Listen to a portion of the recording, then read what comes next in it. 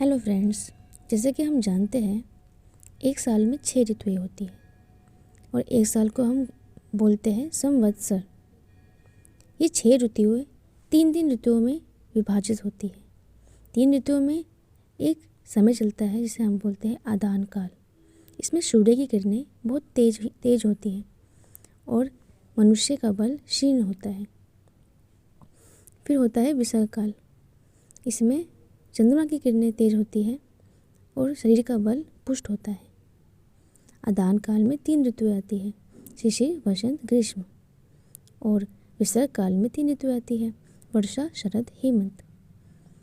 ग्रीष्म ऋतु और वर्षा ऋतु में एक और ऋतु मानी जाती है प्रावृट। ये दक्षिण दिशाओं में ज़्यादा मानी जाती है। प्रावृट जो होती है वो वर्षा का प्रथम काल होता है।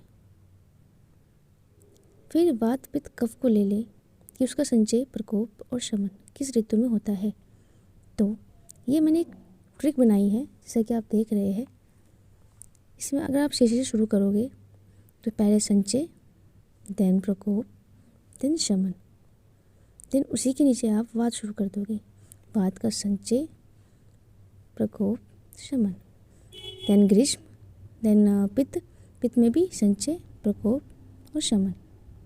इस तरीके से एक शॉर्ट ट्रिक के फॉर्म में आपको किस ऋतु में किसका प्रकोप है, किसका शमन करना चाहिए और किसका संचय होता है, इसकी नॉलेज बहुत अच्छे से हो जाएगी। Now move to what is this ritu. किस माह में कौन सा ऋतु आता है। तो जैसा कि हम जानते हैं शिशिर ऋतु। शिशिर ऋतु में को माघ फागुन कहते हैं। हर ऋतु में 2 मंथ आते हैं। 2 month in Hindi they are called Magh, Phagun, Chait, Vaishakh, ज्येष्ठ, आषाढ़, श्रावण, भादो, आश्विन, कार्तिक, मार्गशीर्ष और पौष। जैसा कि हम जानते हैं हमारी 12 मंथ होते हैं, तो ये 12 मंथ के अकॉर्डिंग ये लिखे हुए हैं और हर ऋतु 2 मंथ का होता है। तो शिशिर ऋतु में आते हैं माघ, फागुन। वसंत में आते हैं चैत, वैशाख। ग्रीष्म में ज्येष्ठ, आषाढ़। वर्षा ऋतु में श्रावण, भादो। शरद में अश्विन, कार्तिक और हेमंत में माघ, विशेष एंड पौष।